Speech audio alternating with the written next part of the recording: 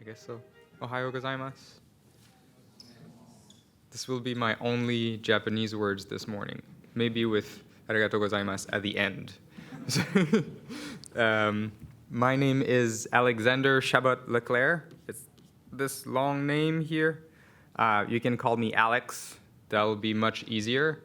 I work for Enthought, and I live in Austin, Texas, so I'm really excited to be back in Japan. Last time I was here was 10 years ago, so it feels really nice to be back. Here in front of me, in front of you there, is the web page for this tutorial. You can see the URL up here. I was walking around earlier and saw that most of you were there and making sure you were all set up. So this page contains a link to the exercises and demos we're going to do in class. Some of them we're going to type live, but some longer exercises are in Jupyter notebooks, and you can download them here.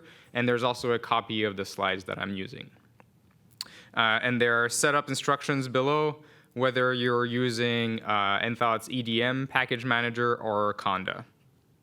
If you're using Conda, there's a second step here to download the natural language processing models for this package called SciPy.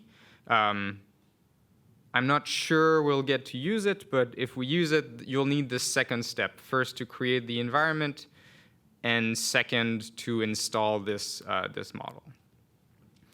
And then during this tutorial, I recommend you keep this tab open in your browser. There's some exercises that require some text data towards the end.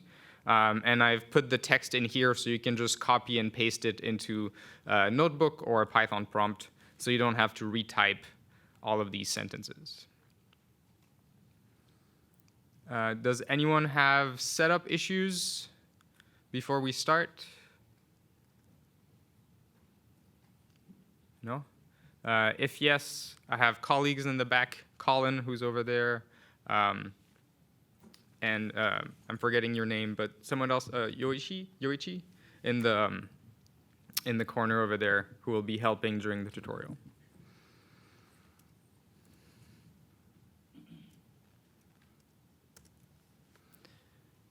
Okay, so this tutorial is called Advanced Machine Learning.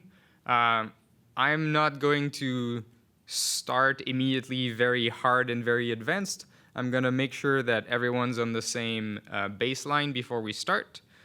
So just by a show of hand, who has used Scikit-learn here? Most people? OK. It's the main package that we will use today. So Scikit-learn is a package to do machine learning, data transformation, pre-processing, sort of a full tool chain for doing machine learning models. So let's talk a little bit about Scikit-learn basic concepts. I'm having a little, oh, thank you. So one of the great features of Scikit-learn is that it is very consistent. All of the objects have methods that are named in the same way, that accept the same arguments.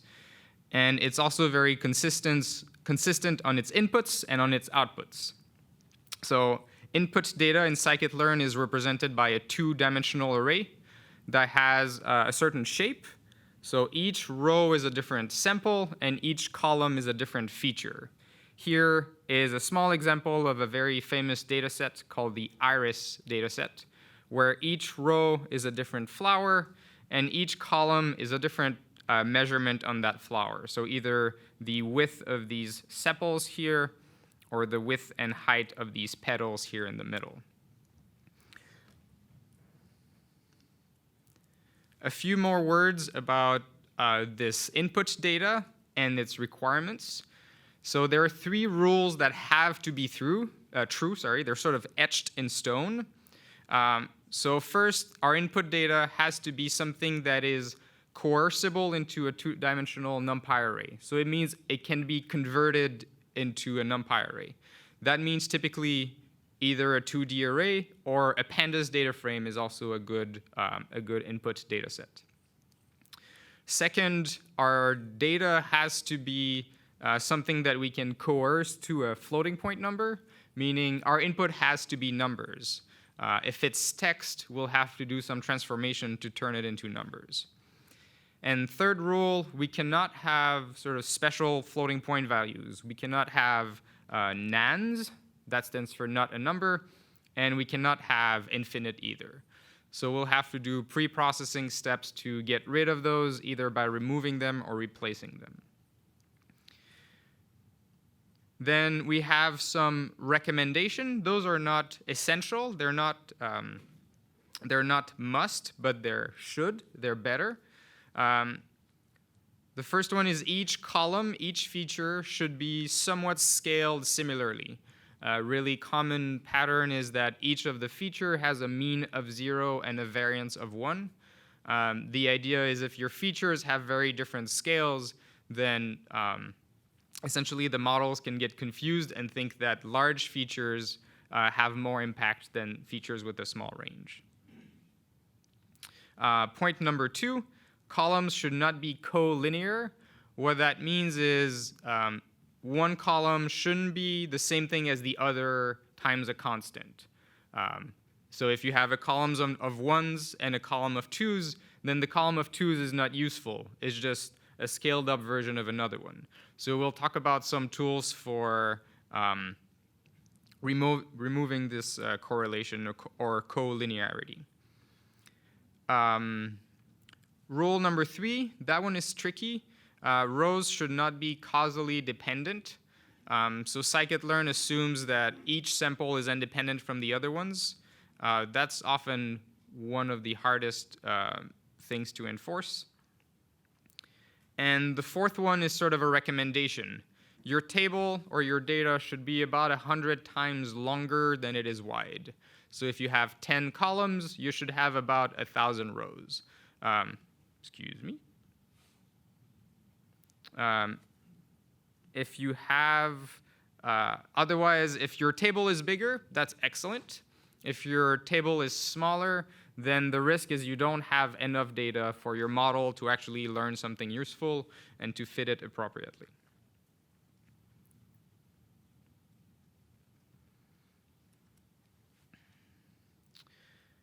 So I mentioned that the scikit-learn API is very consistent, and here is basically everything we need to know about scikit-learn, which is nice and refreshing, right? If you're learning scikit-learn, you have to learn 1, 2, 3, 4, 5, 6 methods.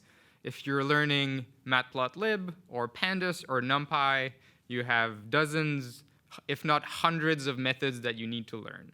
But scikit-learn is nice and refreshing because it's so consistent in its interface. So all of the objects we're going to work with, they're called estimators in scikit-learn. They're implementations of different machine learning models. And each of them will have a fit method. And the idea of fitting is we're going to pass in our input data, and the model is going to learn something from this data. I'm going to do an experiment here. Instead of using the whiteboard, I'm going to try to draw on screen. Hopefully that will work well.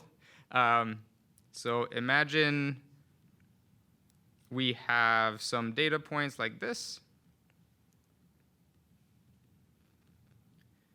And our goal is to learn the relationship between the inputs and the outputs.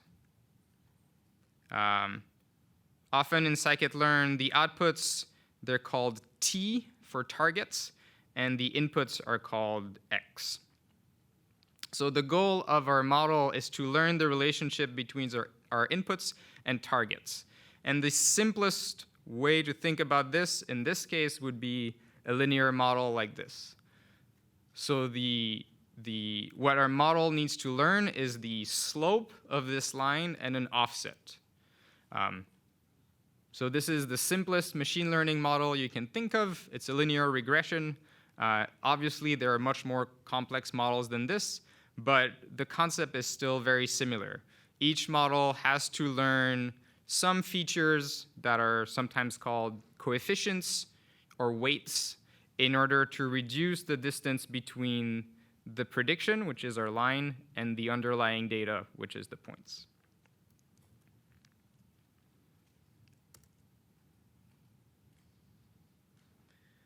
So that's what's going to happen in the fit step.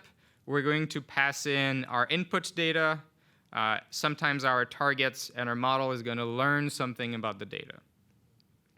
The second step, or the second set of methods, are for our models that can make predictions, that given new data can make predictions.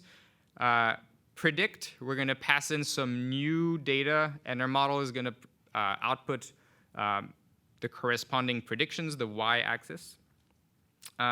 We'll also be able to compute a score. The idea is a higher score is better. Depending on the types of problems we're going to solve, this score is either going to be between 0 and 1, or is going to be some numerical value.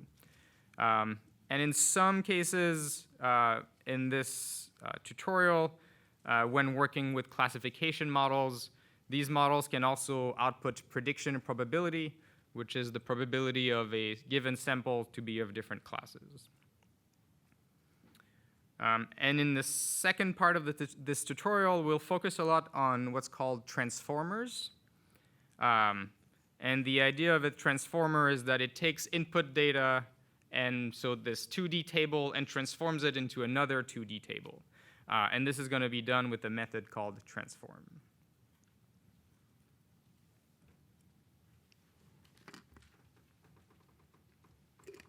So I have here a tiny code example.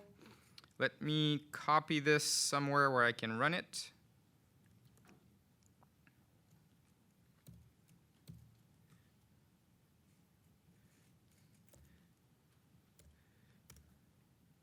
So this small code example is a complete machine learning fitting and prediction. We have our usual imports at the top. Scikit-learn has built-in data sets that we will use in some exercises. Here I'm loading the iris data set, so the one with where we try to predict the type of a flower based on the size of its petals and sepals. And here we're using a classification model called the linear support vector classifier. Our first step, fitting, we're passing in our features. Let me run this here. So our features, iris.data, just so we have a quick look at what it looks like. Like I said, it's a two-dimensional array. Each row is a different flower. Each column is a different feature. And then our targets, iris.target, is an integer that predicts which, labels which row is which flower type. So all of the zeros are a certain flower type, all the ones are a different one, and all the threes are another one. So this first step, fitting,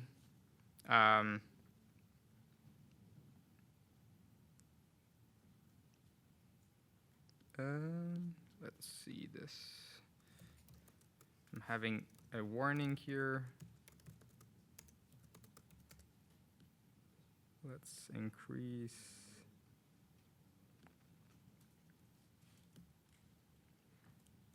Oh.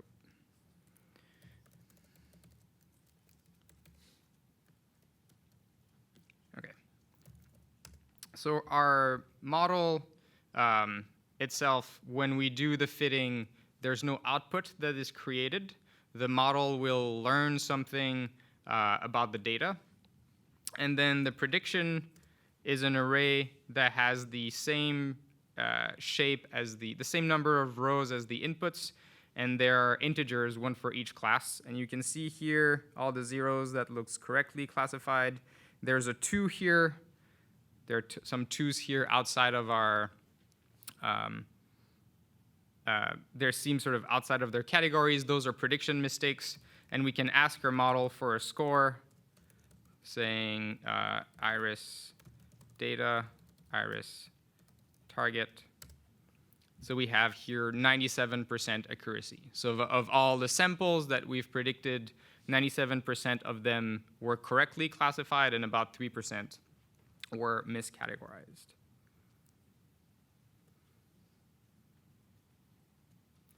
So we'll do our first short exercise. If you're following along with the slides on your side, I'm on page 7. So I would like you to basically do also the same classification problem, solve the same classification problem, but with a logistic regression model instead of a support vector classifier. So make an instance of the estimator, fits the estimator, predict, and you can also look at the score. So basically replicate this little bit of code here, but using a different model. So I'm going to give you a few minutes to do this. I added these 4 lines of code here to create a similar figure as what's in the slide. It's a useful little scikit-learn trick to plot 2 features against one another and to use the target as a color. And to plot, again, the same thing, but select only the points that are miscategorized. So I created a mask here called errors, which is true only when the predictions and the targets are different. And I mark them as black X's.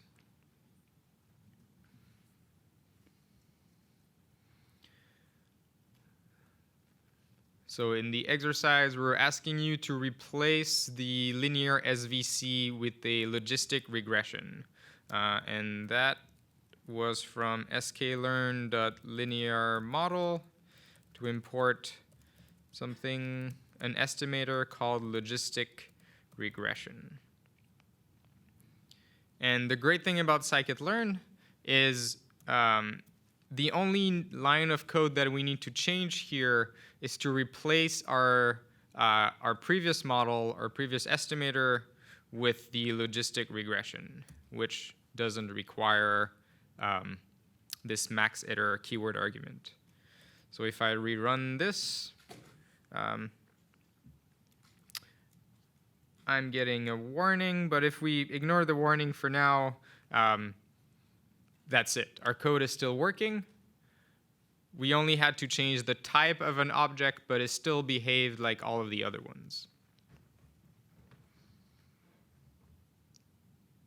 Any questions? Did it work for everyone?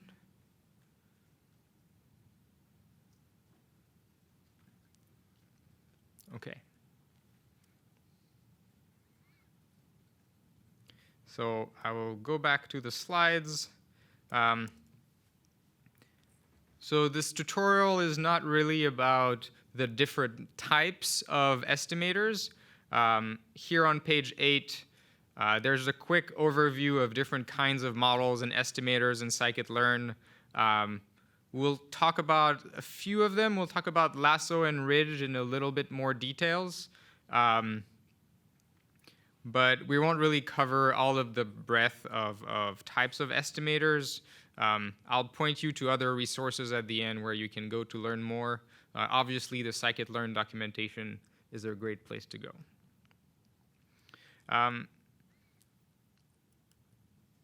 The next topic that I would like to talk about is this concept of a pipeline. So really often in your machine learning problems, in order to solve the problem and to make reliable predictions, you'll need to chain a bunch of different transformations. You might need to replace labels with the numerical value. You might need to change a categorical column into multiple binary column. You might need to do scaling. You might need to do feature selection.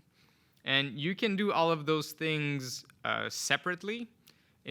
by writing multiple lines of code, but then it's really hard to, or it's kind of complex to repeat that for your training data and for your test data. So Scikit-learn offers something called a pipeline. So how to think of a pipeline? So a pipeline is a sequence of steps, and here the example is like a car wash. I assume that not all of you here in Japan have a car, which is good for you. I think not having a car is great. But I assume you're familiar with the idea of washing a car, right? You might want to rinse the car first, and then brush the car, and then rub the car by hand, and then polish it, and then dry it. So it's a bunch of steps where that are chained. The output of a step becomes the input of another step. And in Scikit-learn, that would look like something like this. You would fit an estimator, transform the data, that gives you XX here, transform data. You fit the transform data, you transform it again, fit, transform, fit, transform, fits, transform. So it's a lot of steps that you have to remember to do every time for each new data that comes in. The idea of the pipeline is more like an automated car wash, where you first define your pipeline, and you simply call fit on it, and Scikit-learn will take care of the fit, transform, fit, transform, fit, transform for you. So the API, when you use the model, becomes much cleaner. So I'm going to go back here to show how it looks like. So the object we'll need is called a pipeline. And the idea is a pipeline is a list of estimators. We're defining it here as a list of tuples, where the first element of a tuple is a name of your choice. And the second element is the estimator. Here we're using what's called a one-hot encoder to transform categorical columns into binary feature columns. We have a principal component analysis, which we'll talk about later. And we have a linear support vector classifier. So let me go to the exercise that we've been building. So I'm going to do from sklearn.pipeline import pipeline. And for now, I'm going to have a very simple pipeline where I'm just going to wrap my logistic regression. So I'm going to say model equals pipeline.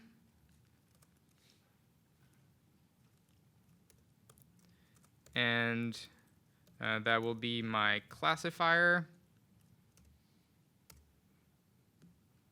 And that's it. So a very small change. I've modified line 9 to 11 here. And if I run my code,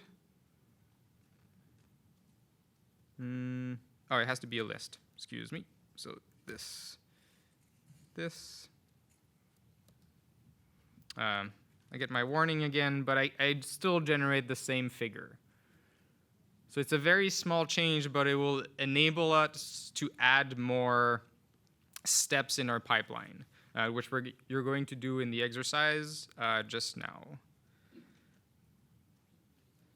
So we're going to, again, do a short exercise on page 12. I'll put back the code so you have an example. But the idea is I would like you to combine the logistic regression in a pipeline. So we've done this already. Set the argument of the pipeline to, the argument of the logistic regression named penalty to set it to L1, and also to add a standard scalar in the pipeline, and then to apply the pipeline. So let me put the code and the questions side by side, if I can.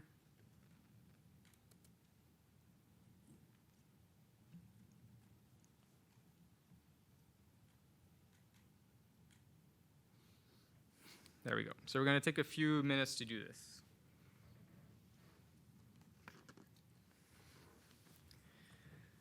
Okay, let's look at the solution.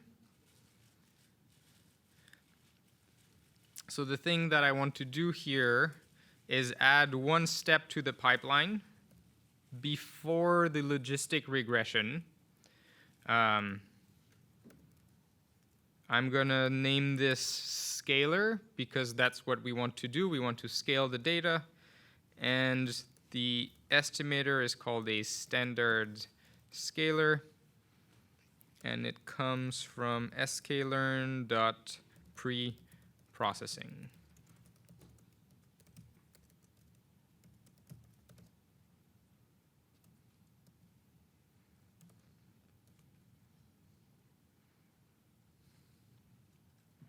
Oh, and one more thing was to change the penalty value of our logistic regression to be equal to L1.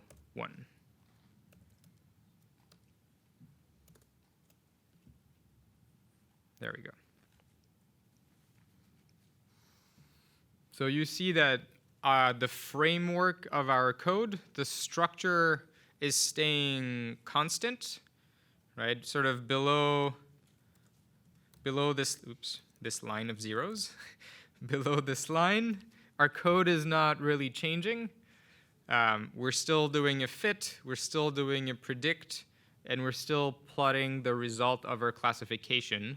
But above the line, we're changing the structure of our pipeline. So the next step here is most of these estimators have different arguments. So logistic regression, for example, has an argument called penalty, has this other argument called C, which is a regularization parameter, and a bunch of other ones. These arguments are called, the word is hyperparameters. So they are input arguments to the model itself. They're not considered data. And the issue, the problem with these hyperparameters is we don't really know which ones are best. And the way to figure out which hyperparameters are best is to try them. So one way to think about this is a little bit like trying to bake a cake. So we know that our cake takes milk, butter, eggs, and flour. And we're trying to make the best cake possible. Right? In our machine learning model, we have penalty, we have C, we have a bunch of arguments, and we're trying to get the best score. And our approach is going to be to make a search. What we're showing here is called a grid search. So we're essentially trying all possible combinations of inputs. So here we're trying 4 scoops of butter, 6 scoops of butter, 8 scoops of butter, and then we're trying half a liter of milk, 1 liter of milk, 1.5 liter of milk. And then for each of those, we bake a cake, we look at it, we taste it, and we decide which one is best.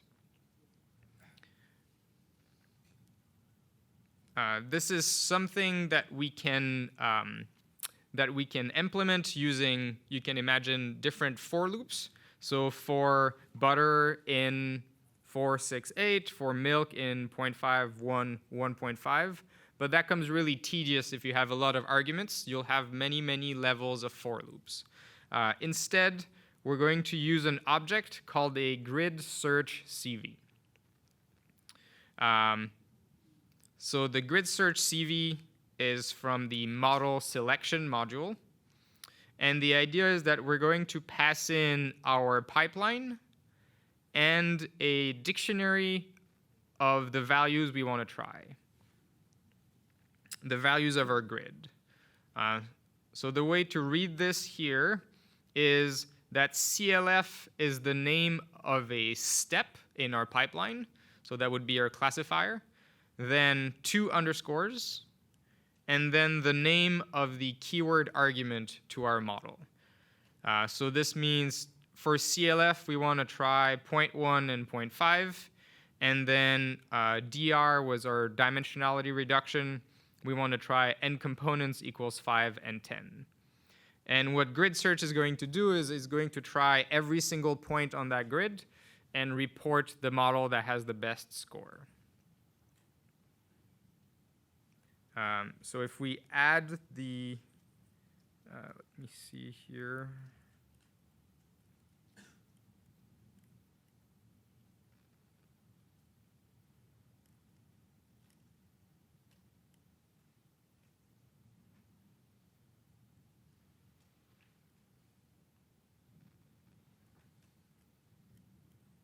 Yeah, you'll add it in a second as part of the exercise.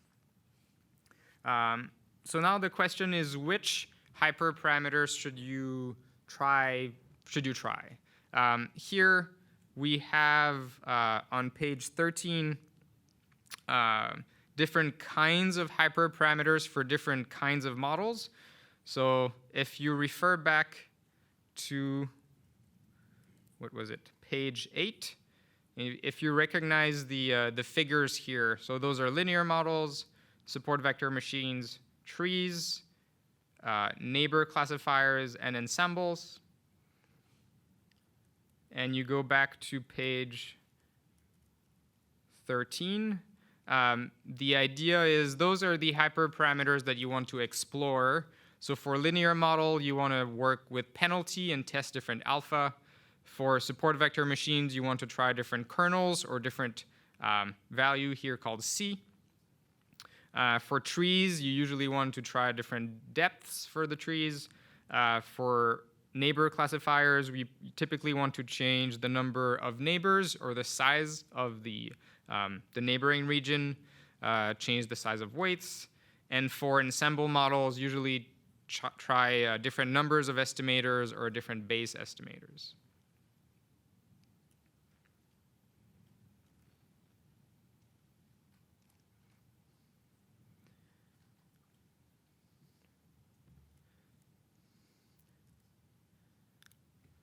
So the objects that we're working with is called a grid search CV. So the grid search we've talked about is the idea of trying all the combinations of values on this grid. But what is this CV part? The CV stands for cross-validation. And the idea is that when you fit a model, you want to get its score, its performance. You want to evaluate it on new data that the model has never seen. But the problem is, imagine if you have, this is all of the data that I have. It's hard to make a straight line. So this is all of my data. And if I decide to say, I'm going to put aside this much data to test, then now I can train only on this portion of the data. But now, if I want to train multiple points on the grid, right, on my grid search, I need, for every point on the grid, I need to put aside some data. So now I'm going to keep that to the side for cross-validation.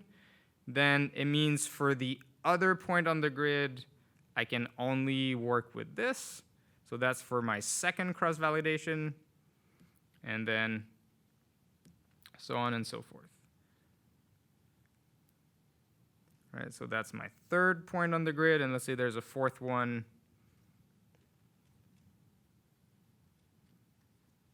All right, those are all my validation sets. And you can see, you can imagine where this is going. If I have a very large grid, I'm going to run out of data. And running out of data is not good because it means you need to acquire more data, and acquiring more data is very expensive. So the alternative is to do this thing called cross-validation. The idea is to take all of our training set and to partition it, to separate it into different sections. These sections are usually called folds. So fold 1, fold 2, fold 3. And the idea is for each point on the grid, we're going to train on the white squares and test on the red square. That will give us 1 score. Then we're going to train on the other 2 white squares and compute a score on the red, and then do that again with the third fold. So we're getting 3 different scores that we then average. And the idea is that average score gets rid of, prevents overfitting and also solve the issue of running out of data, because you're basically sort of expending the amount of data you're able to work with. The downside is that you end up requiring to do more fitting, more training, which can be computationally expensive. So for each point on our grid search, we're going to do all of these fold evaluations. Once our grid search has found the best point on the grid, is going to refit the model with all the training data. How do you pick the folds? There's a lot of text here, but I'm going to focus on these 3 lines. The default is to do something called a stratified k-fold if you're working with classification data. And the idea is that it's going to make sure that each fold contains a proportional number of each class. So if you have 100 class A, 100 class B, and 50 class C, is going to make sure that each fold has, 2/5, 2/5, 1/5 of each class.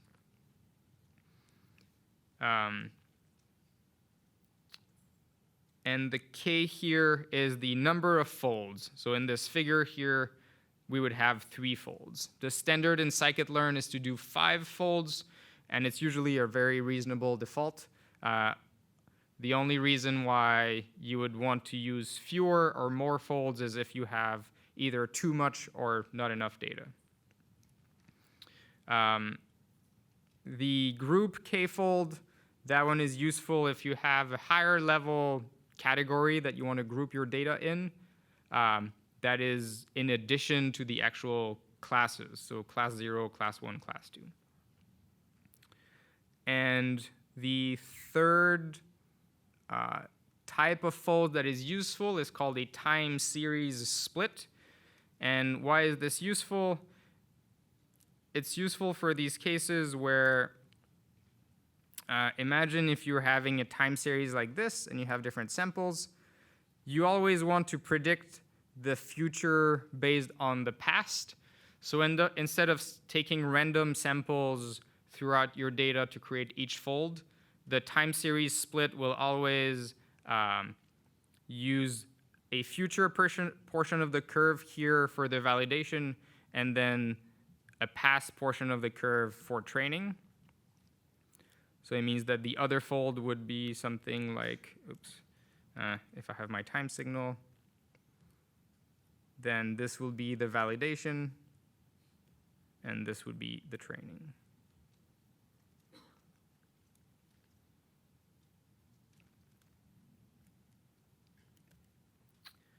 So let's try this here. I would like you to do to add a grid search CV in addition to the pipeline, or to combine the pipeline with the grid search CV. So we want a scalar, a logistic regression in a pipeline, then a parameter dictionary where we try different values of penalty and different values of C. Those are arguments to the logistic regression. Then try 5 folds, and then apply this grid search. So there's a code example of this here on page 14. So I'm going to keep that on screen for you to add that to your code.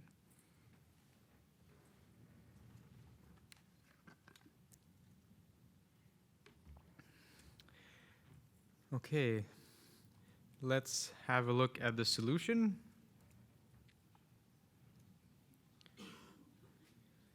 So still from the same code, we want to add a grid search CV. So from sklearn.model selection, we want a grid search cross-validation. And we also mentioned a stratified k-fold, like this. You make sure, yeah, I have the right names. So our grid search CV, I'm going to do a little bit of a shift here. I'm going to rename model, I'm going to call it pipe. And my grid search, I'm going to call model. Because I don't want to change things below the line here, so I did a little renaming. So my grid search CV, if we look at the documentation, it has two positional arguments, estimator and param grid. So first argument is our estimator. Grid search CV doesn't require a pipeline, but it's particularly useful with a pipeline. So I'm putting in my pipeline here, and then the second argument is parameters, which I will need to define. So params is a dictionary where the key starts with the name of one of my steps here. So in the exercise, we asked for CLF and the two underscores and then the name of a keyword argument. So in logistic regression, we wanted to try penalties and to try C. So for C, let's try 0.001, 0.01, 0.1, 1, and 10. And then for the penalty, let's double check in the documentation which values are valid. So I'm going to scroll down here. It says the penalty has to be L1 or L2. So we don't have a lot of choice here. So let's try L1 and L2.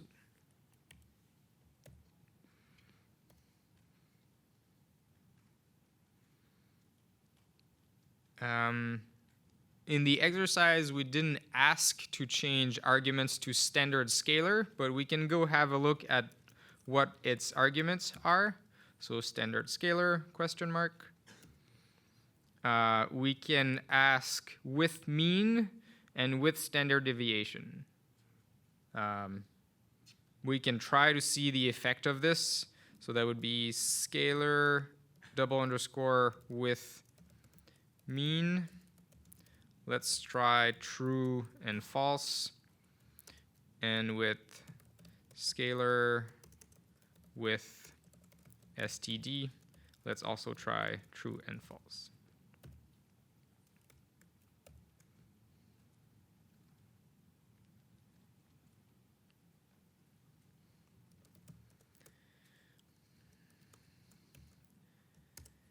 Then in the exercise, we were asking you to use a stratified k-fold with 5 folds. So the fold strategy is called the CV strategy. It's an argument here to grid search called CV. And the way we use it is by passing the keyword argument CV equals, then the object that creates the folds, and in the object is the number of folds we want to create. So that would be 5 folds. Anything else we needed to do? I think that's it. And now if we run this,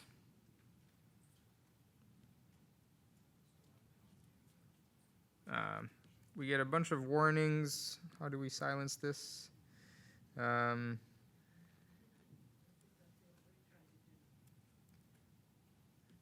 logistic regression.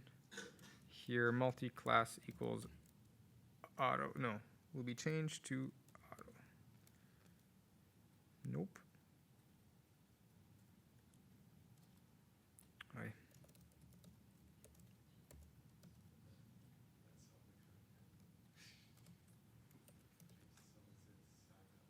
To what?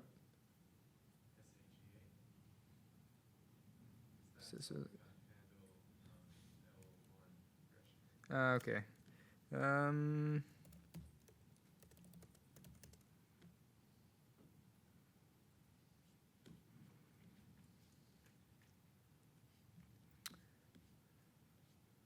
So solver.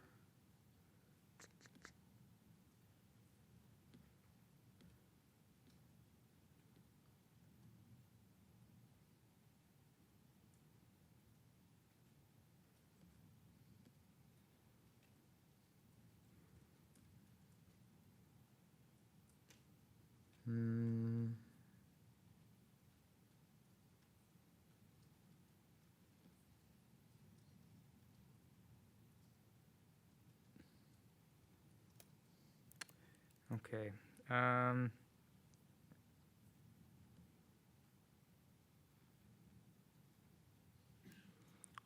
Let's ignore this error for now. So if we run this and we ignore the errors, one of the things that happens is that if we look at model here, this is a pretty noisy output. There's a lot of stuff, but we'll see a handful of things. We'll see the steps. Those are the steps that we've defined in our pipeline. We see the CV that we defined, so a stratified k-fold with n splits. So all of the arguments that are defined in our pipeline in the grid search. Some of the really interesting stuff is looking at some of the attributes on our model. So all of the attribute names that end with an underscore are things that the model learned as part of the fitting. So let's have a look at best params, for example. Best params. So the best score that we got was with C equals 10, L1 penalty, and no mean and no standard deviation scaling. And if we look at model.best estimator, or sorry, best score, the best score we got was 98%. And our best estimator is a pipeline basically that is set up with C equals 10. We see it down here. Penalty equals L1. We see it down here. And the scalar has with mean equals false and with standard deviation equals false. So this model here is already model that has already been fitted to the entire training set, and that is set with the best hyperparameters.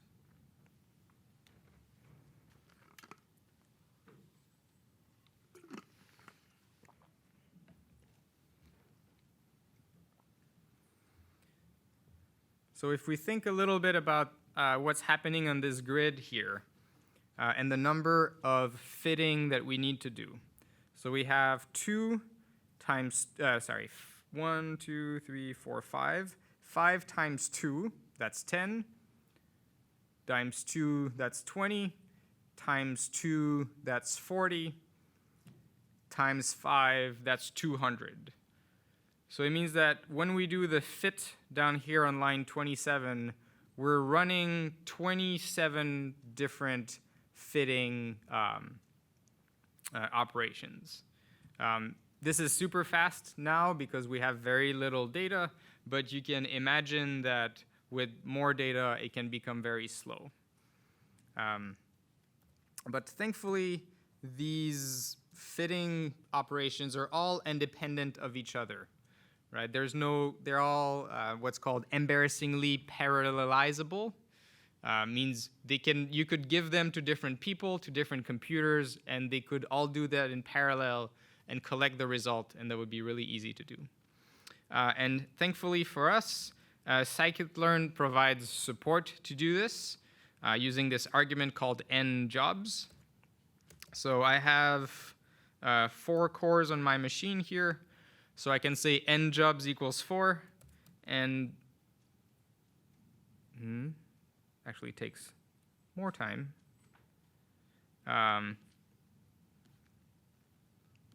But because it takes more time because actually each fitting is fast. But for larger fittings, that could be a significant speed up, especially if you have a beefy computer with multiple cores. Any questions on this exercise? Yes? So the question is, does predict always use the best parameters? You mean here? Yeah. Once you've done the fitting and the model has converged, the predict here is basically equivalent to model.bestestimator.predict. Right? Anything else?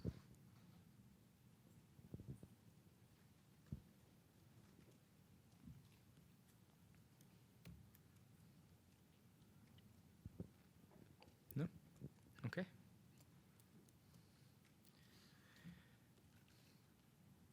So we're entering the next section of the material. So far we've sort of built the framework or the skeleton in which we're going to do the rest of the tutorial. The next section is about feature selection. The data that we're working with now, the iris data, is really a toy example. It's very simple, has only 4 columns. But in many more realistic scenarios, you'll have dozens, if not hundreds of columns. And the risk, there are risks and downsides to this. One of the downside is that if your model is really large, then it's really slow to train. And it might require a lot of memory, more than your computer has. And also, it might end up that your model, you don't have enough data for the number of columns, which means that your model will underfit and will not predict well. So we want to sort of balance having enough data for the number of columns and not too many columns for the amount of data that we have.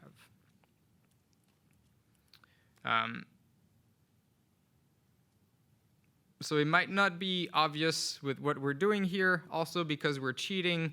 Our goal is to find the best test score.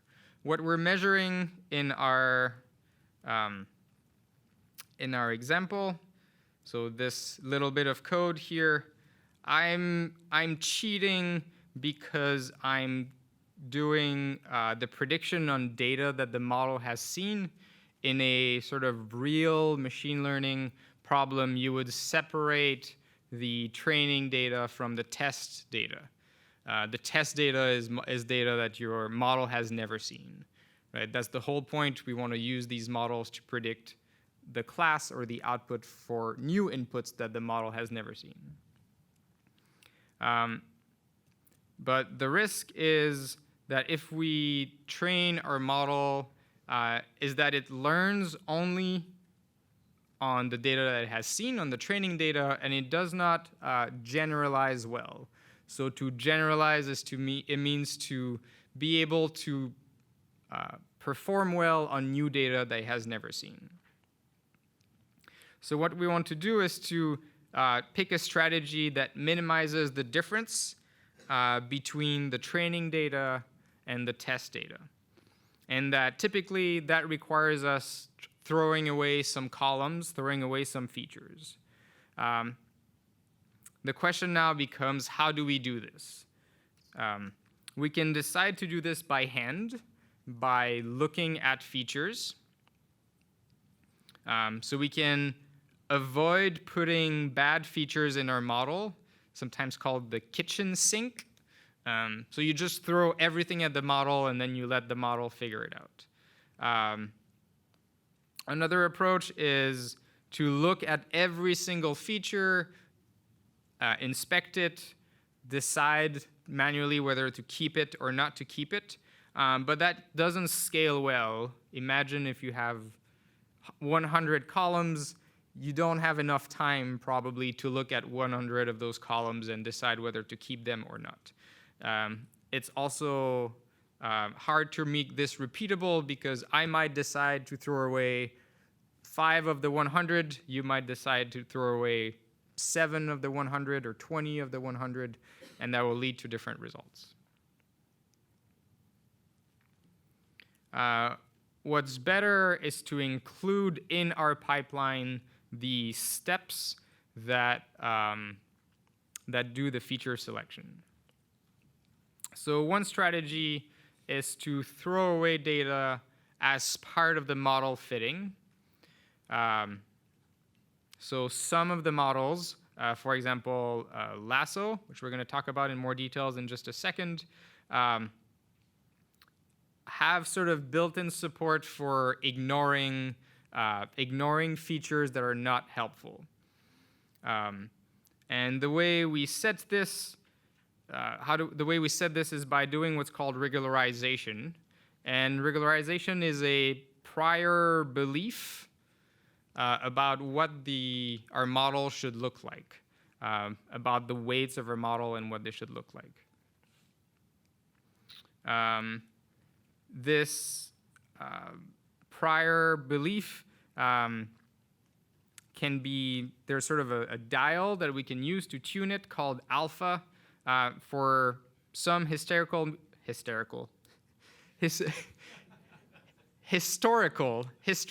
not history. For some historical reasons, in some cases the parameter is called alpha, and in other cases it's called C, and more or less C is roughly the same as 1 over alpha. So in the problems that we've worked with in the demo, the idea is if C is really big, you have little regularization, and if C is small, you have a lot of regularization.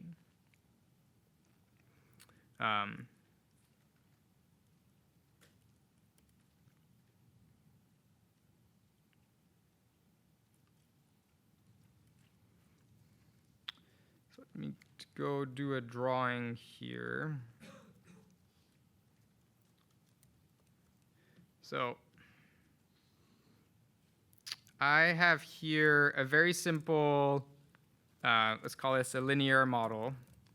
So we're trying to predict y. So y is our input x times some weight, that's the slope, plus a constant w, that's the offset. And the goal of our model is to minimize the error. So the error is y minus the target. Usually we get the,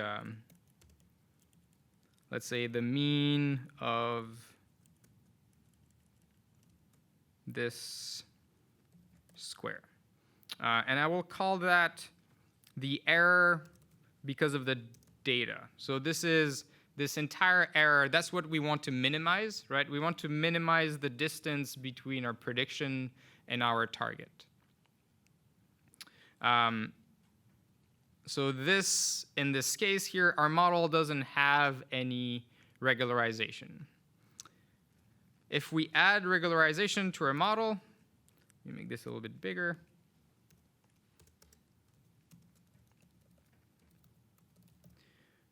Instead of trying to minimize just the error due to the data, we're going to add a new term, which I'm going to call EW, error due to the weights. And the idea is EW is, it can be the sum, let's say the absolute value of the sum of the weights. And so what we're going to try, what our model is going to try to minimize is the error due to the data plus the error due to the weights.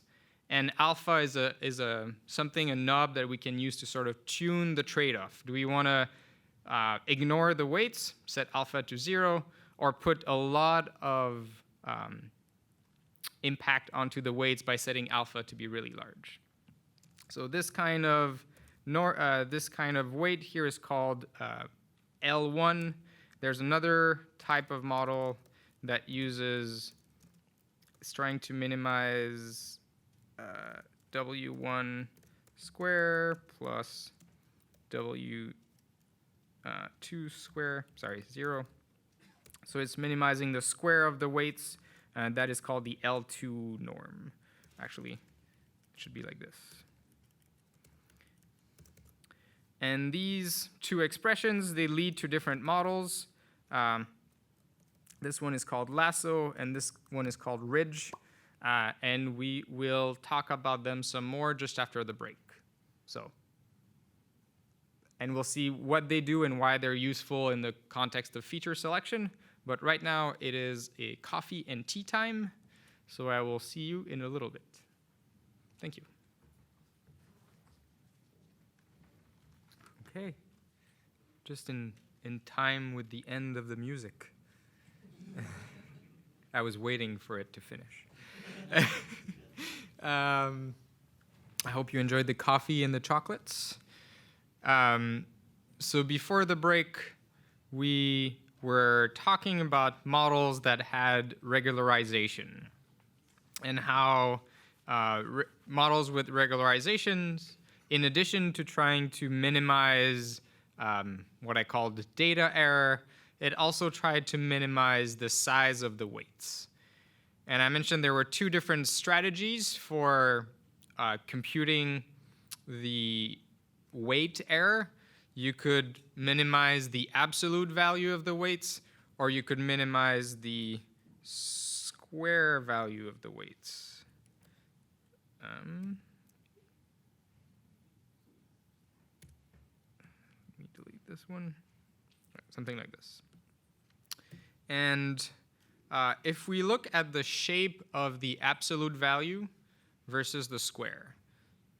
So here's a reference system. I have 0 here, -1, and 1.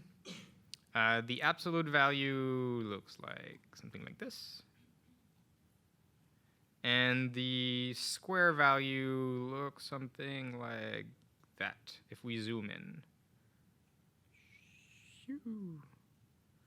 I'm not a great drawer, artist. So if we think about what's happening here, our model is trying to minimize E. And the consequence of picking this L1 norm or L2 norm is that in the case of L2, if the weights are large, so they're greater than 1 or greater than -1, the model is going to try to push them down to prevent them from being too big. And in the case of L1, if the weights are tiny, if they're between 0 and 1 or 0 and -1, the model is going to push them down to 0.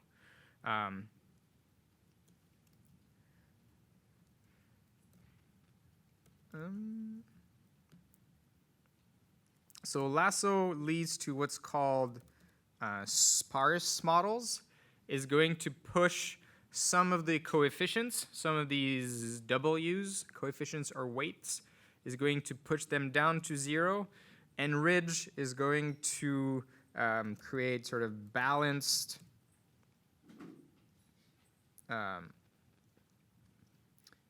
models where the weights are not too big. There's no weight that's sort of overly influencing the results.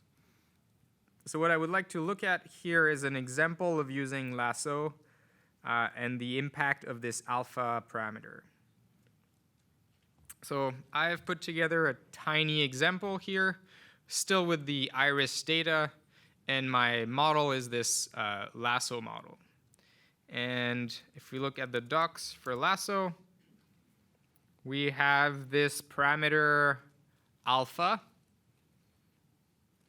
So alpha, again, is this alpha here. It's our dial. It's a way for us to adjust the amount of weight errors that we want to consider in our problem. So if I set alpha equals 0 here, and I run this. So what I'm trying to do is I'm trying to predict the last column given the first 3 columns. I had a convergence problem.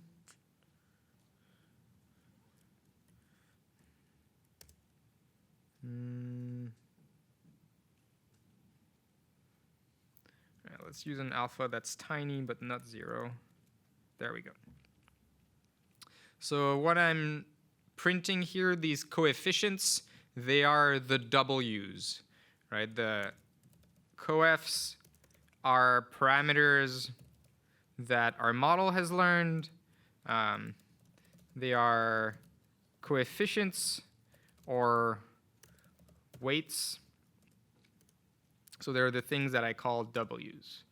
And the idea there, because we have a linear model now, they're essentially slopes in 3 dimensions. So you can imagine a 3-dimensional plane that is the slope of the plane in the 3 dimensions.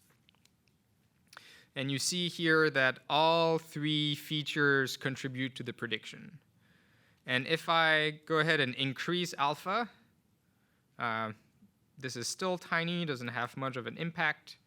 And I keep on going. You see that some of these weights are being pushed down. I increase alpha again. See, now this one is very close to 0, so is this one. And I think by the time I have alpha equals 0.1, see, these weights are completely pushed down to 0. So now we have a sparse model. Our model is now using only the 3rd feature to predict the output and is ignoring the first 2 features.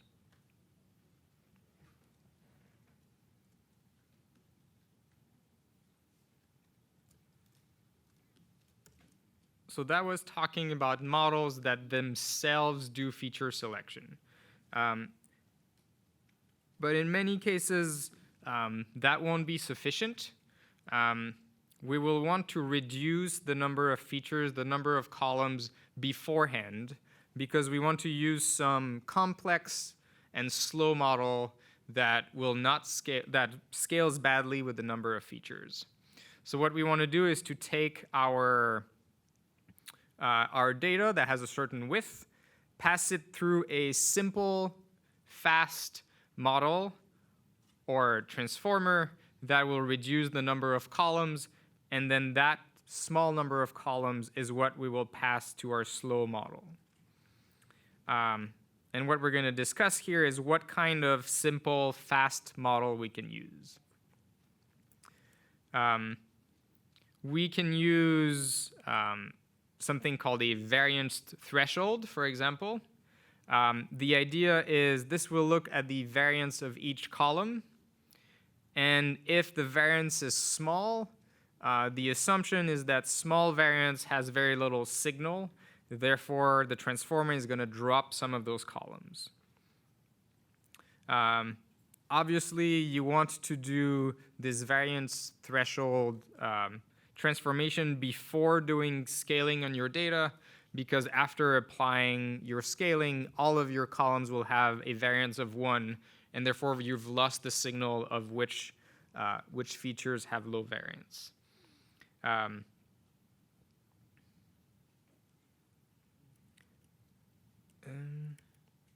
Another approach is to use the output of a simple, fast model, like lasso, for example, to select the columns that are useful.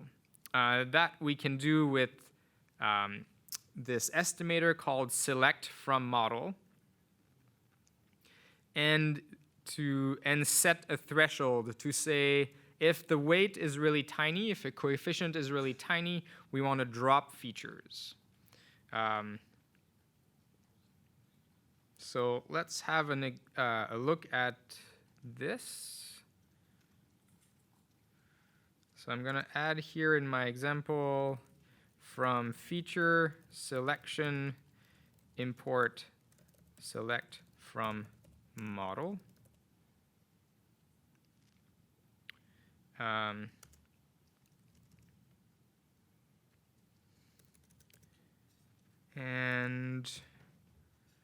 I'll say the transform. I'm going to do this. Yeah, I'm going to wrap my model inside of a select from model.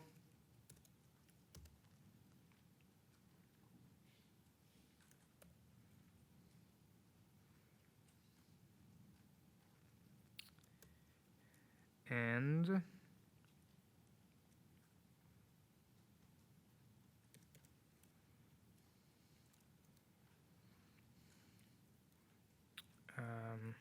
I will do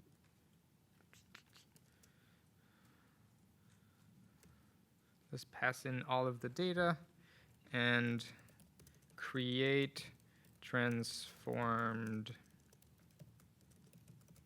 data, which is a result of model.transform iris.data. And what we want to look at is the shape of our data before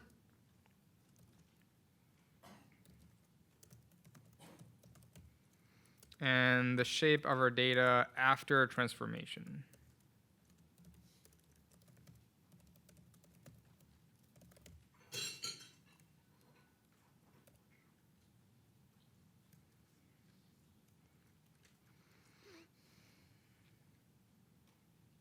sklearn.feature selection.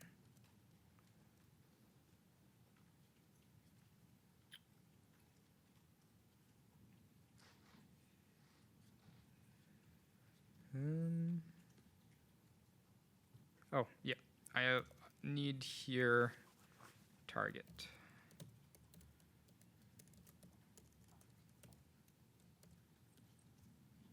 There we go.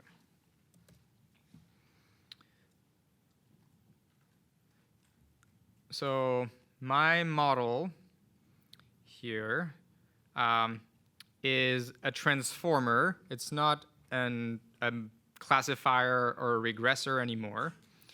And it will select the relevant columns based on the output of this lasso model. So when we do the fit, we pass in the input data and our targets. Lasso figures out which coefficients does the coefficient fitting, figures out the weights, and select from model will drop all the coefficients that are smaller than a certain threshold. So I can look at model.estimator.coef.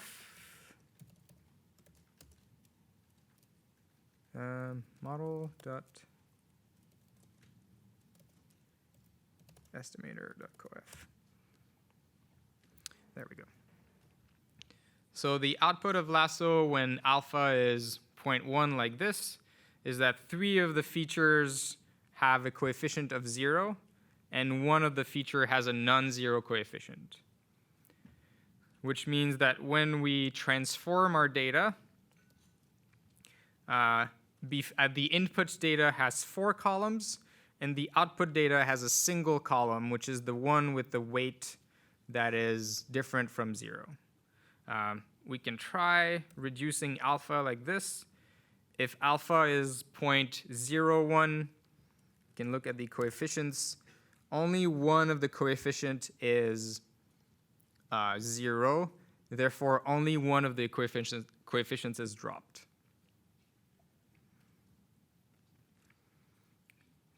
If we want to be less strict, so here we require weights to be 0. If we want to be less strict, select from model has an option called threshold, which means if a feature is less than that particular size, then just drop it. So just to demonstrate this, the threshold here, let's put it at 0.1. So let's do threshold equals 0.1. And if I run this model, if everything works properly, after we should have only 2 columns. Okay, I'm not crazy. All right, if we look at the coefficients, what happens is we're throwing away the first 2 columns because their coefficients are smaller than 0.1, and we're keeping the other 2 coefficients, the other 2 columns because their coefficients are greater than 0.1.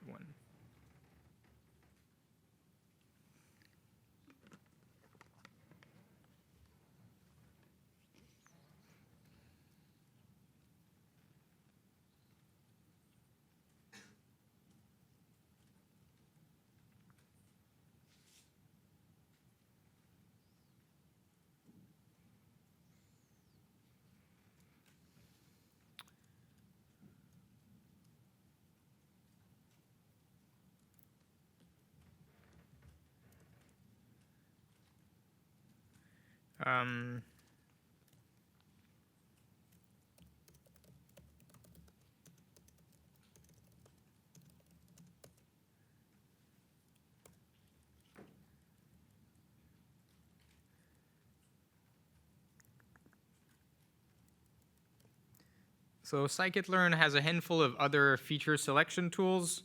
I'm not going to cover them in details, but I'm going to tell you where they are. That's part of the work, part of the learning, knowing that they exist and where to find them. 2 that are worth talking about, select k-best and select percentile allow you to, if we look at the documentation, select k-best, select percentile. They allow you to select the features that contribute to the prediction the most, or that have them, think of them as like the features that convey, that have the most signal. So select k-best. You pass in a scoring function and how many features to keep. So the number of features to keep can be an integer. So if you know ahead of time how many features you want to keep, you can pass that in here. So that can be a pretty large reduction. If you start with like 100 features, you can say, I only want the first 10 or the first 20. Kind of in a similar manner, select percentile also takes a scoring function, and then you can tell it keep all the features that are in the 10th percentile that produce the best score.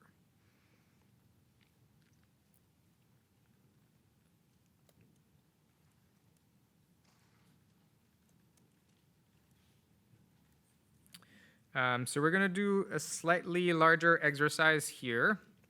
So in the data that you've downloaded for the class, there's a folder called exercises in which there is a Jupyter notebook called feature selection. So if you want to open that, so exercises, feature selection.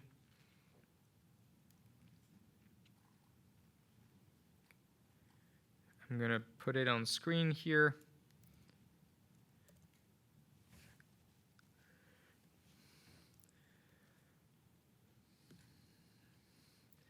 So we've set things up for you. We've set up sort of the framework, the required imports.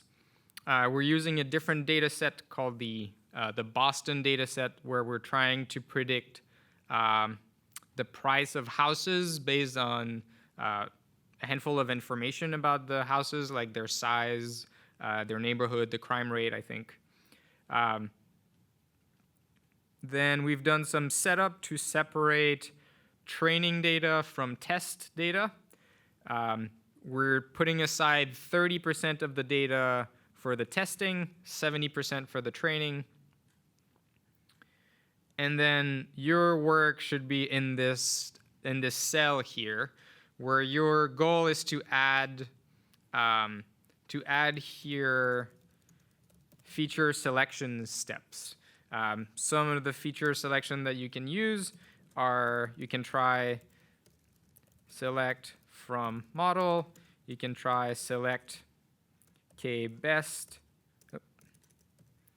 you can try select percentile, and you'll want to observe how much data it's throwing away, how many columns you're left with after a transformation, and how it affects the score. So we're going to take probably 15 minutes or so, and I'll be walking around to answer your questions if you have any.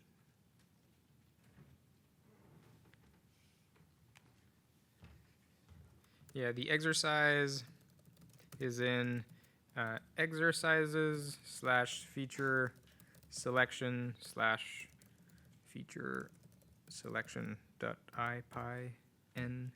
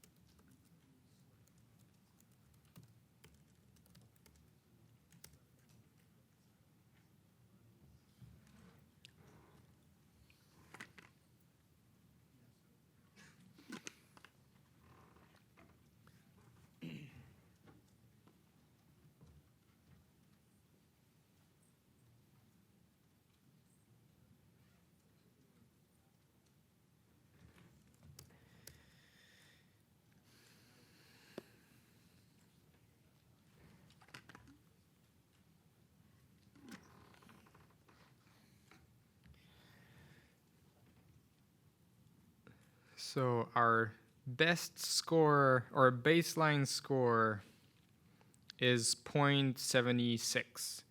Did anyone get something better? Better than 0.76? No one? Okay. Go to the lower one, yes. Let's try to add at least one feature selection. So we need to add the feature selection before our model that does the regression. The idea is the model that makes the prediction has to be the last step in the pipeline.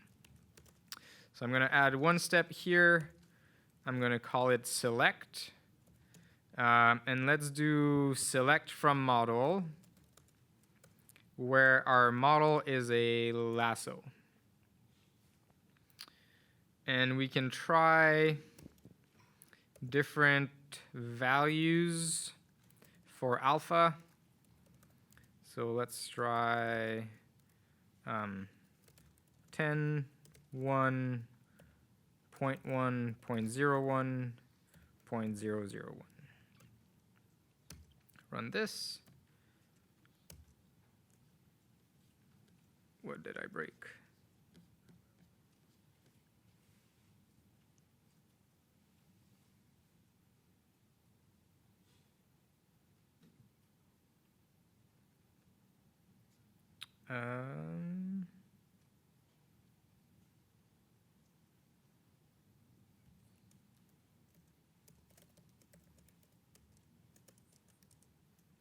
Oh no.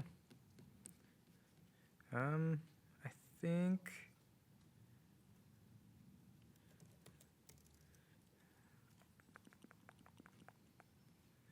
I have a little problem here. So pipe name steps.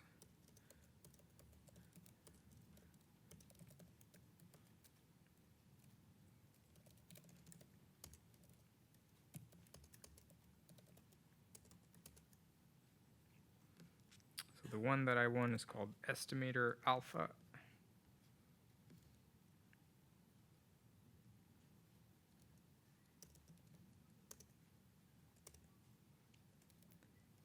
There we go. So here, select is my step that does the feature selection, and it itself has parameters, right? It has a threshold, it has max features. So, but the features that I want to explore here are alpha, which are itself at parameters of lasso. So I need two levels of these underscores. Select is the name of my step in the pipeline. Estimator is what is inside of the select from model. And alpha is an argument to lasso. So alpha is an argument to estimator, which is an argument to select. And if I try this and I look at the score, it's not much better. Yes? Yeah, how did I figure out what this name was? So as it's usually the case in Python, if you have an error, reading the traceback helps. So here it says invalid parameter. And then it says check the list of available parameters with estimator.getParams. So I can do that by doing select from model .get params. I need to pass it at least something. And it tells me here it's a dictionary with the list of all the parameters. So all of the ones that are all of the ones that are prefixed with estimator underscore, those are all arguments that are actually for lasso. And the ones at the bottom, max features, num order, prefit, threshold, those are all arguments to select from model itself. Does that answer your question? Mm-hmm.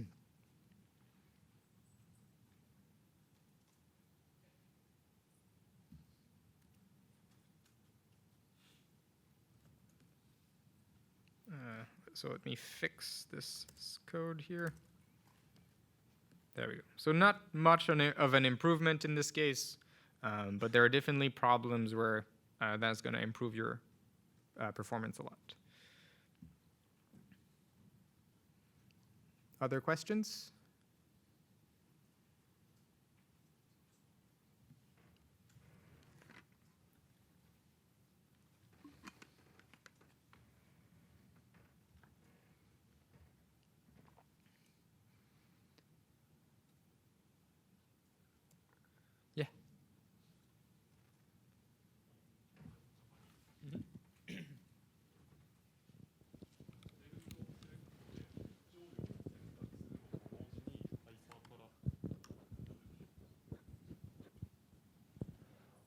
モデルフロムセレクトで特徴量、フィーチャーを選択するのと同時に、パラムズに、ハイパーパラメータを、そのいくつか設定してグリッドサーチを進めるっていうことも、やることはありますか？それとも、モデルフィーチャーセレクションと、ハイパーパラメータのサーチは別々にやる方がいいですか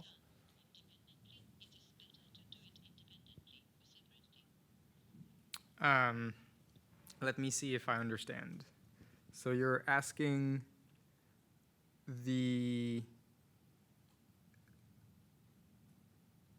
so select from model has hyperparameters. Lasso itself has hyperparameters. And linear regression, they all have hyperparameters.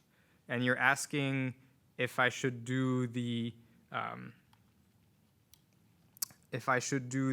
search separately, or if I can pass all of my arguments to params. Is that what you're asking? 私が聞いたのは、今の例だと、ラッソのアルファというハイパーパラメータを調整しているというふうに理解しています。で、質問内容としては、リニアリグレッションのハイパーパラメータも、そのパラムズというディクションに設定して、ラッソのハイパーパラメータと一緒に、グリッドサーチすることはお勧めされますか？それとも分けた方がいいですか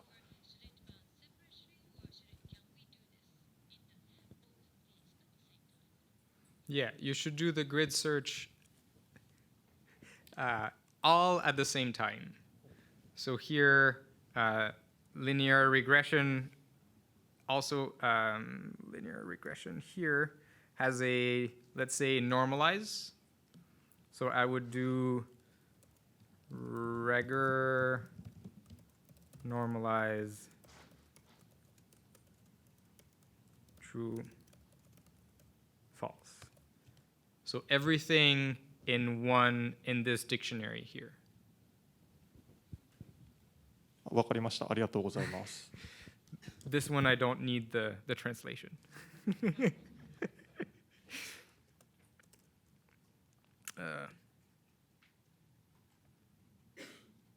Two underscores.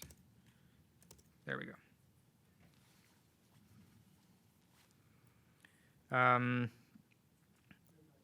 Yes.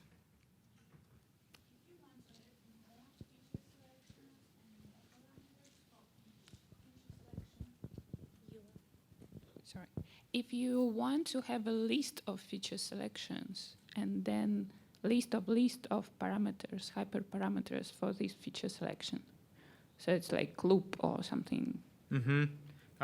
So you're saying, what if I want to do lasso, but I also want to try linear SVC or something like that? I want to try select from models, select best, select percentile in the same, and then for select from, I want to try lasso, and then for select best, I want to try another parameters. Yeah. As far as I know, you cannot dynamically change the pipeline itself, but you can change what's inside of the pipeline. So in which case you would pass a list of dictionaries. So let me type that in here. So here I would do select estimator lasso. So when I have a lasso, I want to try these alpha.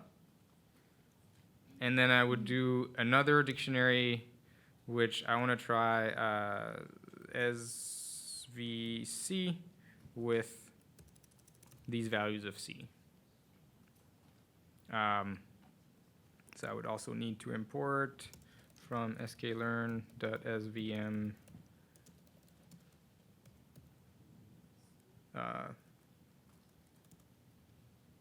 is that? Let me double check something. That would be an R SVR in this case. So now you use select from model with different classifiers, so different regressors. Yes. And if I want to use different feature selection methods. Then it has to be a different pipeline. Uh-huh. It would be one level of Yes. abstraction above the grid search. So you would have to create two different pipelines. Oh, okay. Yeah. There is a tool called Tpot, T-P-O-T. And the idea is that it's a, this sounds funny, but it's an automated machine learning. It's sort of one level on top of Scikit-learn, where you tell it, I want to do a regression problem, I want to do a classification problem, and it will try select k-best, it will try select from model, it will try different things for you. But in this case, for the situation we were in, the structure of the pipeline is set. You cannot change the type of the steps, but you can change the arguments. Does that answer your question? Okay, sure. And this should not fail, hopefully. C, comma.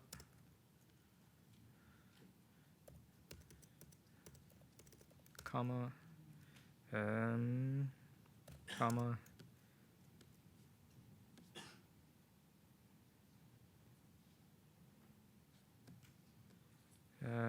And they all have to be lists.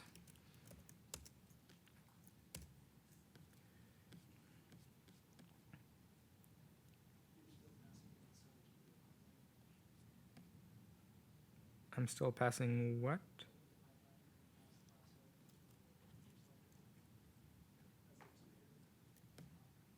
Yeah, that's fine. There needs to be something here. And even though I passed that at first, it'll be replaced.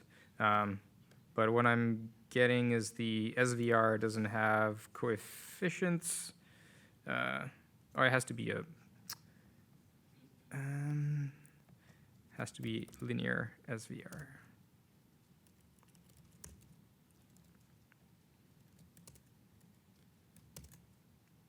Well, again, tons of warnings, but it's not failing.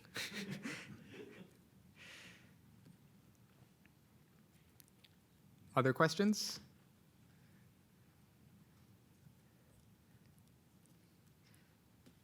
Okay. Hi.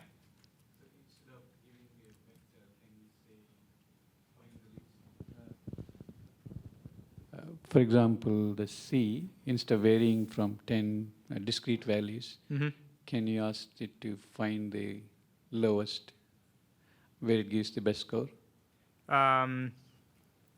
There is another, so you're saying instead of specifying values, can we specify a range, for example? Yeah, and find the maximum or minimum in that range. Yeah, well, the grid search CV expects some values that we've specified. It has to be a list or something array-like. So I could say from -3 to 4. You don't have to write them by hand. You can use other functions that create lists of values. An alternative is to use something called a randomized search CV. And the idea is, instead of specifying exactly the points on the grid, I think there should be a demo down here.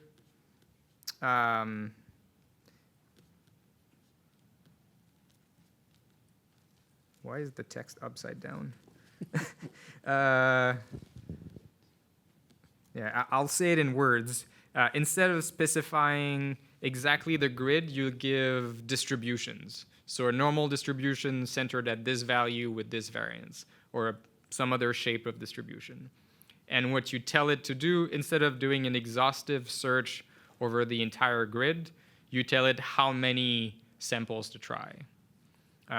So if you have a really, really large number of parameters, using an exhaustive search with grid search might be infeasible.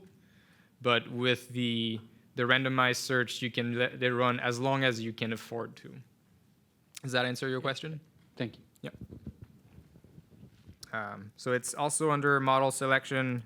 It's called a randomized search cross-validation.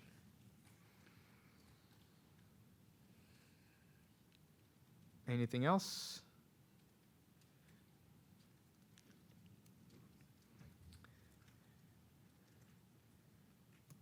Okay. So we've talked about ways of doing feature selection. Another way of reducing dimensionality is to do what's called principal component analysis.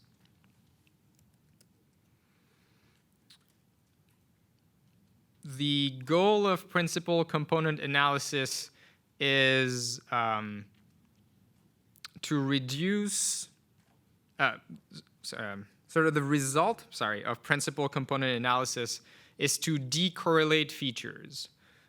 We talked at the beginning of the tutorial about how having features that are collinear, that are correlated, was bad. What PCA does is that it finds in your data, so here I have two features, and we can see that they're correlated, that if I know the position of X, I can infer the position of Y. So what PCA does is to find the direction of maximal variance in our data. So there are these red lines here. Ideally, in reality, they're orthogonal, 90 degrees. In this case, I think the plot has been distorted. So it finds these direction of maximum variance, also called eigenvectors, and then it rotates your data, basically. It projects your data into a new space where each feature is independent from the other one. And the benefit of this is that once you've decorrelated features, you can throw away features that contribute very little to the total variance. So if we look at the data here, if you think of it as the length of the line is the amount of variance, the longer line has 87% of the variance in the data, and the second line has only 13% of the variance. So after decorrelation, we could throw away the Y value, the Y feature, and throw away 50% of the data, but keep 87% of the information. So I'm going to do a demonstration here to show the effect of principal component analysis. So if you want to follow along, it's a Jupyter notebook in the demo folder. It's under machine learning, and it's called Wind PCA.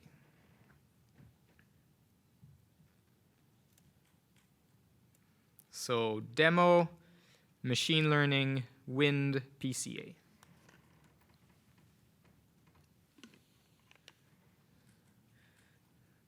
So the data we have in this notebook contains wind speeds for different cities in Ireland. And this scatter plot down here is the plot of the wind speed we're showing only half of the 12 cities, but it's knowing the wind speed in one city, what is the wind speed in the other city. And what we're looking for here is whether our data are correlated or not. So if they were all circles, there would be no correlation. But since they look like a little bit like football or elongated blobs, then that means there's correlation.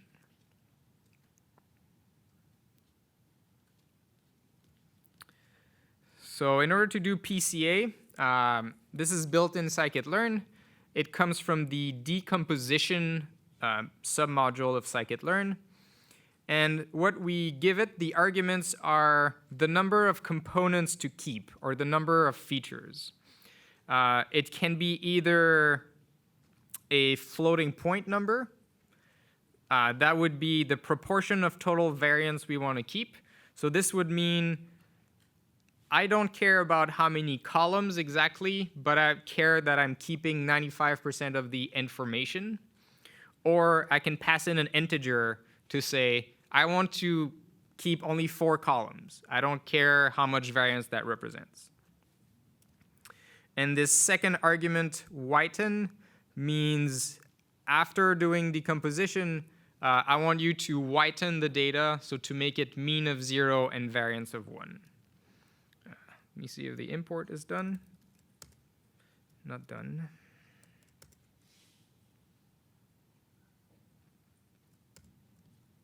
Okay.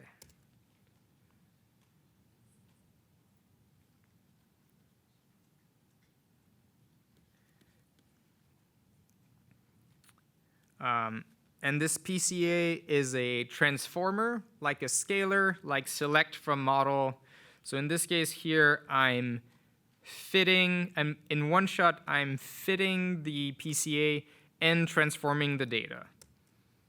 So in the fit step, think of it as figuring out the direction of the red arrows in 12-dimensional space. So say in this direction, that's maximum variance. Then 90 degrees, second maximum variance, 90 degrees, third maximum variance, etc. Then if I look at what my PCA has learned, so one thing it has learned is the number of components required to represent 95% of the data, of the variance. So in order to keep 95% of the variance, I need only 6 components. So that means I'm throwing away 50% of the data, but only 5% of the information. And then I can look at the what's called the explained variance ratio. So that says the first component explains 77% of the variance, then 7, 5, 2.7, etc. And if I plot again my transform data, I'm calling it PCA wind. You see now it's been decorrelated. They all look like blobs. So we've done the right job.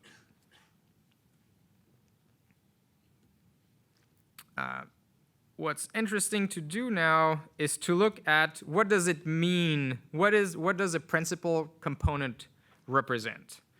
So a principal component is a vector in high dimensional space. So if I look at the first principal component, these values here are weights in the original data space. So in order to create the first component, it's 0.3 times the first feature, roughly 0.3 times the second feature, 0.2 times the third, etc. So you see that the principal component is kind of like a contribution of all the features, that in a pretty even manner. Then the second component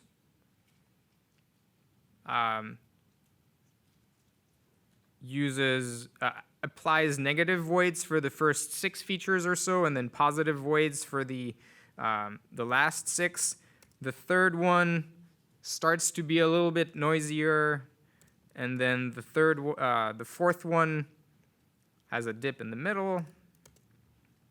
And you see that as we keep on going, they become sort of harder and harder to explain. The nice thing in this case is because our features can be mapped, they can be shown on a map, we're going to be able to look at our principal components and have sort of an understanding of what it means.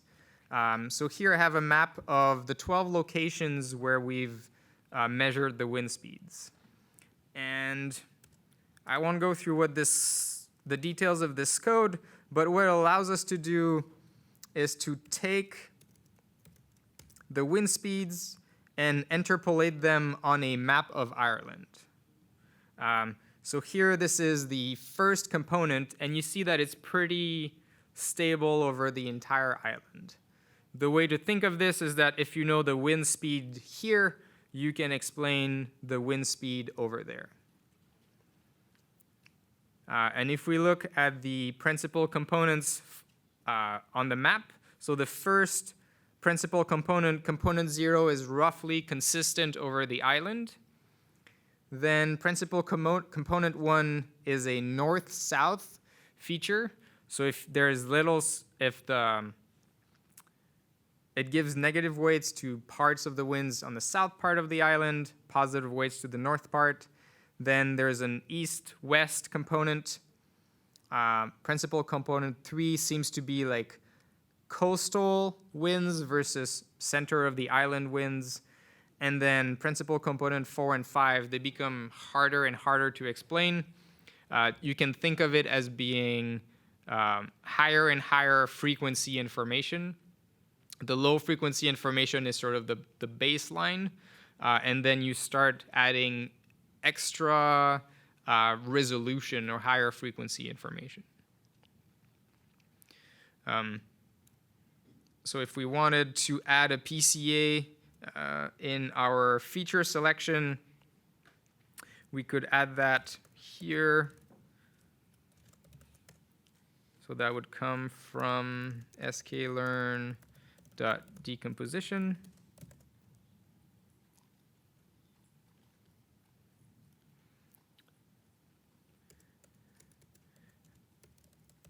And the main argument to play with is called n components. I would try usually something like 0.8, 0.9, 95, and I don't know, 99 or something like this. And when you're working with really large data set, especially images, usually there's a lot of correlation. So using a PCA is a great way of doing dimensionality reduction at the same time as decorrelation. So to go from thousands and thousands of features to hundreds of features instead.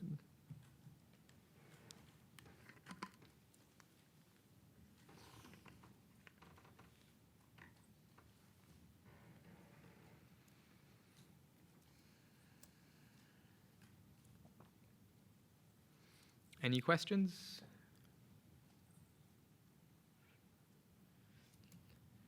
If you want to try, we're running out of time a little bit, and I would like to talk about text processing.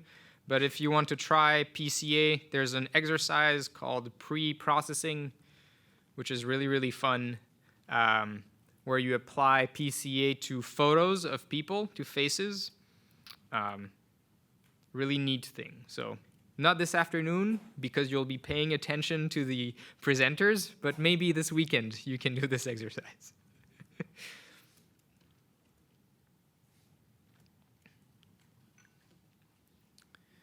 All right. So we're going to change topic entirely now to talk about how to deal with text in Scikit-learn. So we mentioned that in Scikit-learn, the input data has to be numbers, and text is not numbers. Therefore, we need strategies to turn that text into numbers. And text is really tricky. So we're going to talk about different strategies. Some of them are easy to think about. Some of them are more complex, and some of them are really complex. So our first way to reason about data is to think not in terms of words, but just in terms of spelling or characters. We call it orthographic content. That can be a way of detecting spam, for example. So if you're looking at spams and you're counting if you're looking at emails, and you're looking at the number of capital letters and the number of weird punctuation symbols, like this less than, greater than everywhere, you could have a metric that is if the ratio of all caps to lowercase is high, and if you have a lot of punctuation symbol, then that's probably spam. That's a pretty easy metric to reason about because you don't have to actually look at the words. You look at the letters, and there's no meaning in there. Another way to think about orthographic content is to look at the words that are in the text. This is very US-centric, but I'm sure this applies to Japan as well. Some different regions will use different words to talk about the same concept. So in the US, depending on if you say firebug or firefly, you'll be able to know if you're, I don't know, from Texas or from Vermont.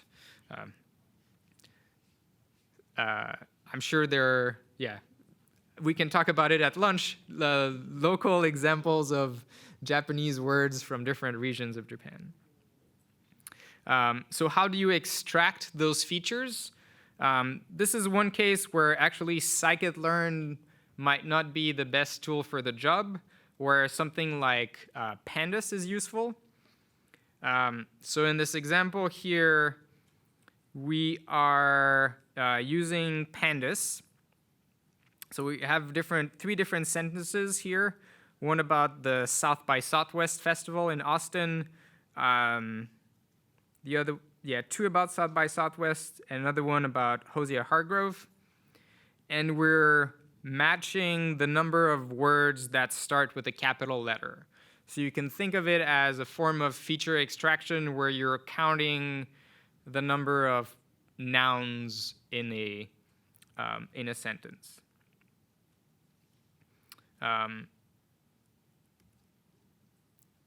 In this exercise here, we can do together. So this exercise on page 39, this is one of those where on the tutorial website, I added some code. So I'm going to go there, copy this, and bring it into Python.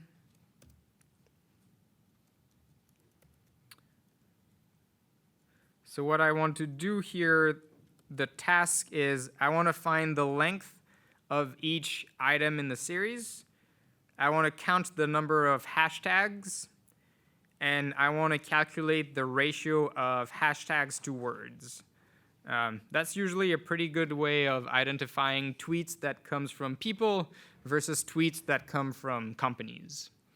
So I have a series here.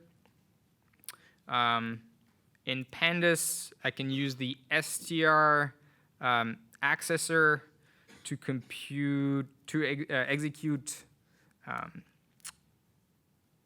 string methods. So here I could split on white space and then compute the length. So that would be the number of words per tweet.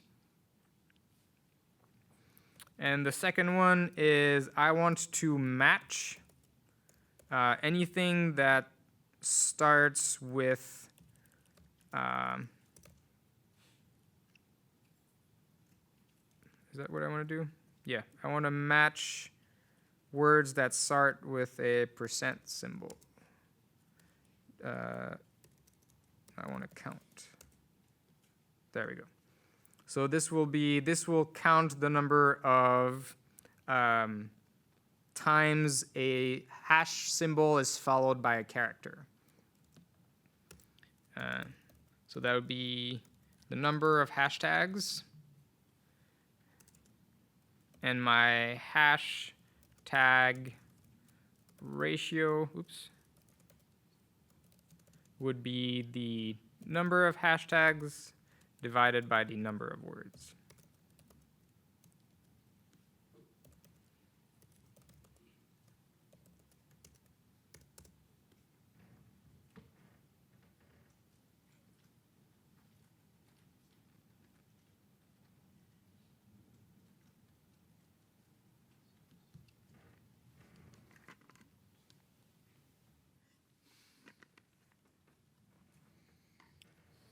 So the result of this new feature hashtag ratio is something you would add to your data frame, for example.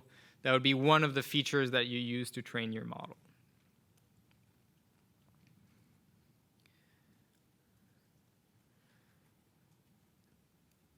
So if we keep going in our journey through text, so at the lowest level, we can look at characters. One level above, we can look at what's called the lexical content. So in this case, we're actually looking at the words themselves. the easiest way to look at the words is to simply count them.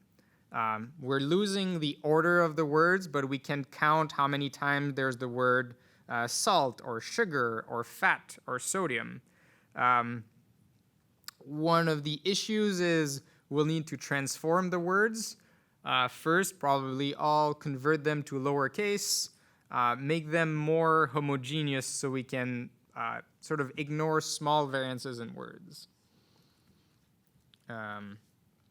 So this concept called the bag of words is also called vectorizing. It's turning text into a vector of word counts.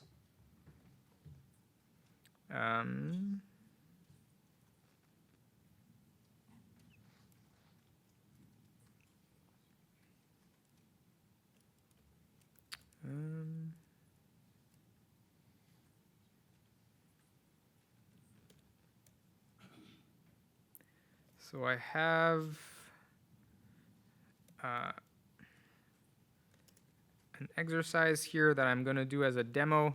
So if you want to follow along, it's in exercises, extracting text features.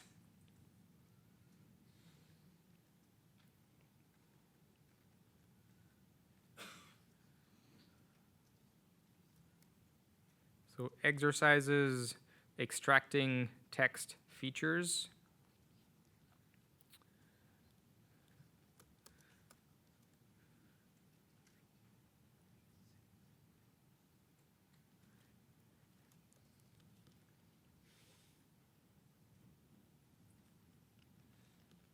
So what I have here, I have a set of documents, sentences really, 4 sentences. And I want to look at the effect of vectorizing these. So I'm going to start with a count vectorizer. And I'm not going to pass in any arguments. And I'm going to do a fit on documents.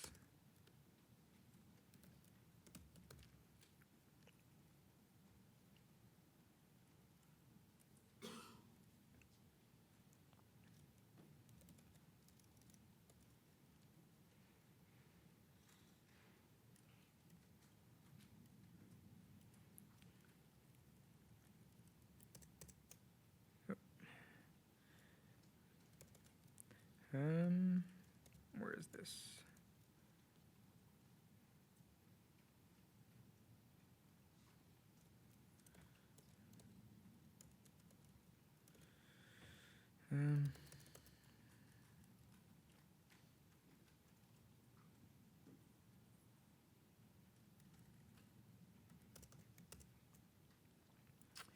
And on the fit vectorizer, I can get what we consider to be feature names. So you can think of it as all of the unique words in my text.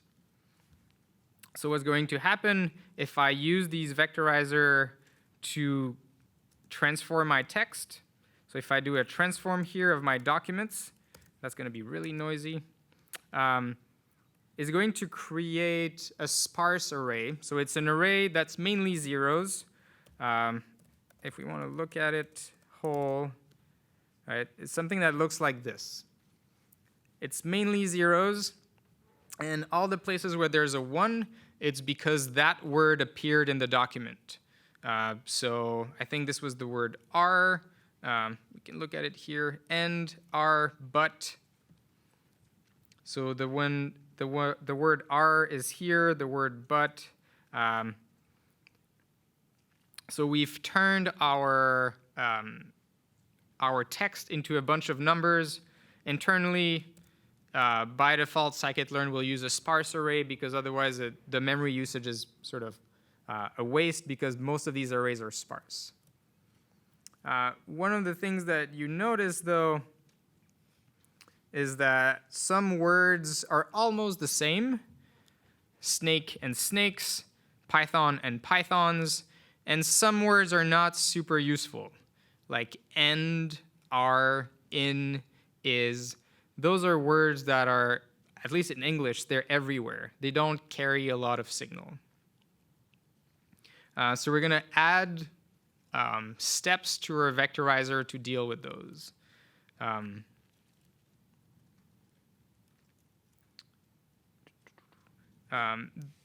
The idea is to remove words that are really common or words that are rare. So our count vectorizer has two ways of dealing with common words and words that are rare. So stop words, I'm going to say English here. So this will mean ignore all the words that are really, really common in English. So and, the, is, or, etc. So if I look at the feature names and at the document, I went from 24 words to 15 words. Right? Notice I don't have or, is, the, and anymore. Another thing that I can do here is to require that some words exist at least a few times. In this case, I'm not sure it's going to work because we have a very small text. So I could ask, keep only words that exist only at least twice in all the documents. But if I do this, there's only Python that exists twice. So in this case, not a great example. But it's something we could specify. If you're working with much larger documents, you could require that only keep the words that exist in some documents at least.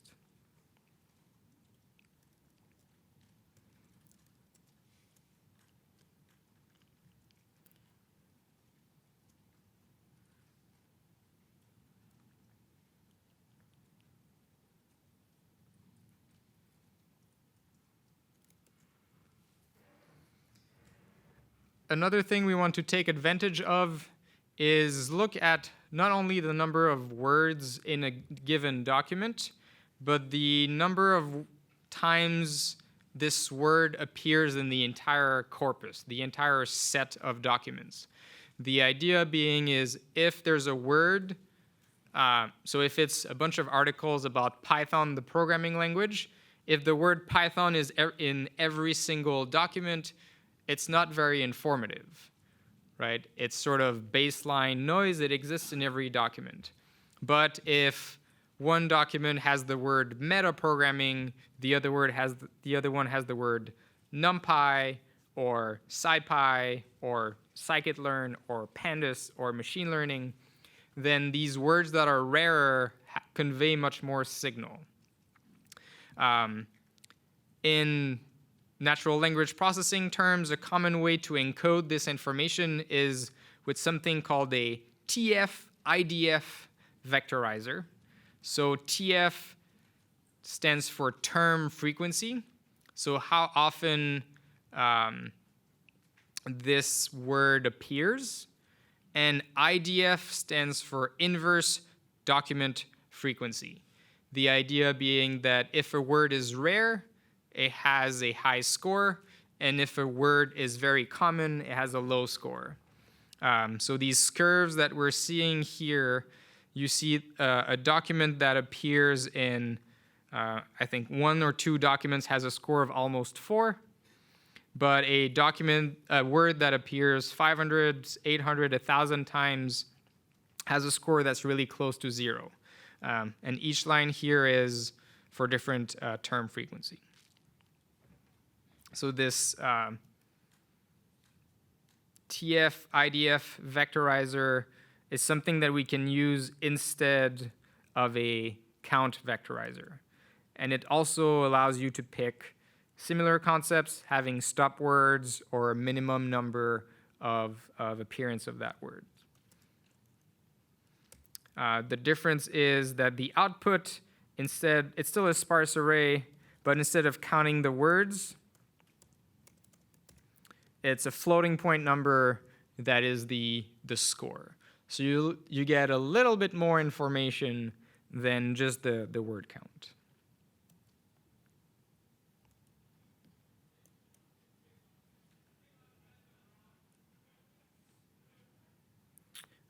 One level above that, so we have counting the individual words. We're running out of time, so I'll explain the other concepts, things that you can consider, and then you can read the slides and try the exercises later. The next level of concept is looking at word meaning and resolve this case where you have one word that has two different definitions, or having multiple words that mean the same thing. So for example, bed and mattress, they're kind of synonyms. If I say bed or I say mattress, I kind of mean the same object.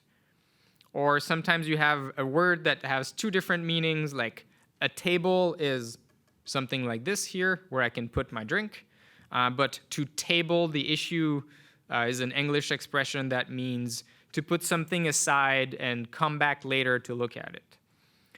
So what we'll want to do here to help sort of catch this meaning is to create something called n-grams, which is to combine words together. This is an ability from the count vectorizer and the TF-IDF vectorizer to say, in addition to counting words, I want you to count individual words and then pairs of words, or triplets of words, or quadruplets of words. The downside, as you see, is that it creates these giant arrays. Those are pretty small document, and you end up with something that has 3 million columns. One way to deal with this is also add a min df. So the argument that says an n-gram has to appear at least 2 times or at least 3 times. That's a way of sort of preventing the n-gram, the number of features, from becoming really, really large. And then finally,